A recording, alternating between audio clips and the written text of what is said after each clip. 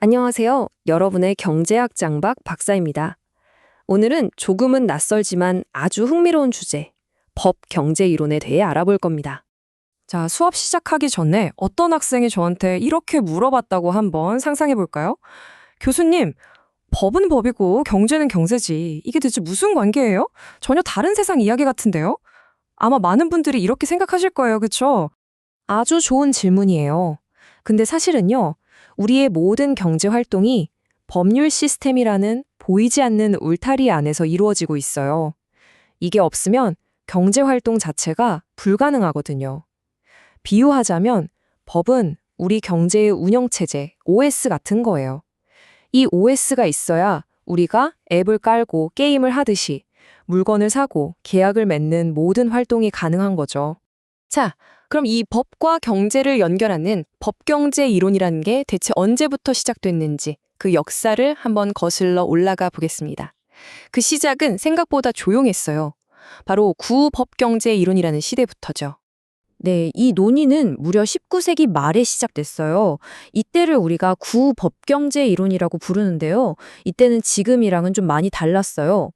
딱 봐도 경제랑 직접 관련이 있는 법들, 예를 들면 특정 기업이 시장을 독점하지 못하게 막는 반독점법 같은 거 있죠.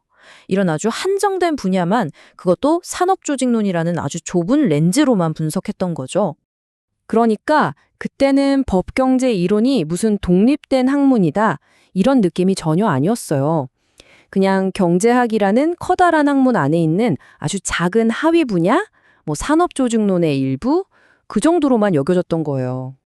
그런데 말입니다. 1960년대에 들어서면서 완전히 판이 뒤집힙니다. 경제학계에 진짜 거대한 변화의 물결이 몰아치는데 바로 신법 경제이론이 등장한 겁니다. 와, 이때 정말 대단한 학자들이 등장하는데요. 이름만 들어도 가슴이 웅장해지는 코즈, 베커, 칼라브레시 같은 분들이에요. 이분들이 등장하면서 법경제 이론이 완전히 새로운 국면을 맞이하게 됩니다. 진짜 혁명이었죠. 자, 그럼 또 학생이 질문하겠죠. 교수님, 그래서 구랑 신이랑 가장 큰 차이가 뭔데요? 한마디로 영역의 확장입니다. 분석하는 땅의 크기가 달라졌어요. 구법경제 이론이 반독점법 같은 아주 좁은 영역만 다뤘다면 신법경제 이론은요, 소유권, 계약, 불법행위, 심지어 범죄까지 법이라는 시스템 전체를 분석하기 시작한 거예요. 그럼 이 신법경제 이론은 대체 어떤 방법으로, 어떤 관점으로 법의 영역을 분석하는 걸까요? 그 핵심을 한번 들여다보겠습니다. 바로 이준구 교수님 교재에 나오는 이 문장이 모든 걸 말해줍니다. 순수한 법률 현상도 이제 경제학적 분석의 대상이 되기 시작했다.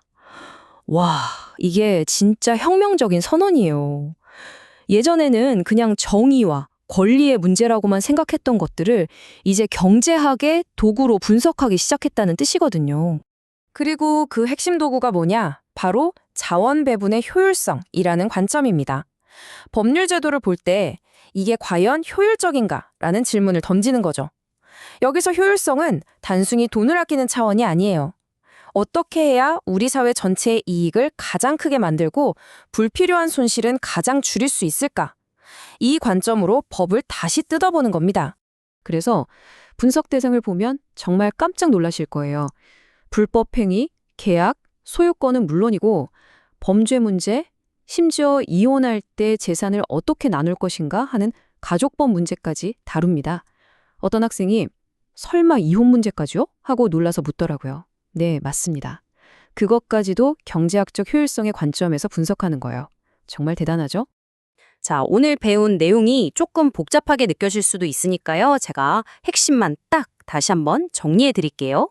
오늘 강의 이 세 가지만 기억하시면 됩니다. 첫째, 우리의 모든 경제 생활은 법이라는 테두리 안에서 이루어진다. 둘째, 법 경제 이론에는 초기에 특정 경제법만 다루던 구이론과 1960년대 이후 법 전체를 다루는 신이론, 이 두 가지 흐름이 있다. 그리고 마지막, 가장 중요한 셋째, 신법 경제 이론의 핵심 키워드는 바로 자원 배분의 효율성이다.